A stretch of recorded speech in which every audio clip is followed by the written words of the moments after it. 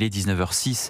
Sur Europe 1, le directeur du théâtre parisien La Scala présente ses excuses après des propos polémiques tenus la semaine dernière devant des lycéens. Plusieurs élèves de confession juive s'étaient rendus sur place pour jouer une pièce de théâtre. Ils ont fini par quitter la salle après avoir été heurtés par les mots très politiques de Frédéric Biessy. Bonsoir Antoine Bienvaux. Bonsoir Pierre, bonsoir à tous. En cause, un discours qui mettait notamment en cause la politique de Benyamin Netanyahou. Oui, les faits se déroulent jeudi dernier dans la salle de théâtre où plusieurs classes de lycéens sont invitées à jouer une pièce de leur choix.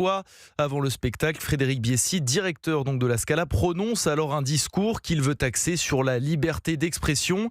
C'est à ce moment-là que débute la polémique, comme le raconte Aaron, élève de première présent dans la salle. Frédéric Biessy fait un discours. Il dit que dans les mois et années à venir, la liberté d'expression sera détruite, annihilée, à cause, je vous cite, de ce taré de Donald Trump et de ce taré de Netanyahou. Heurtés, certains élèves, dont ceux d'un lycée juif, quittent alors la salle avant de revenir quelques minutes plus tard. Mais à leur retour, d'autres lycéens profèrent alors des insultes antisémites, comme le raconte Aaron.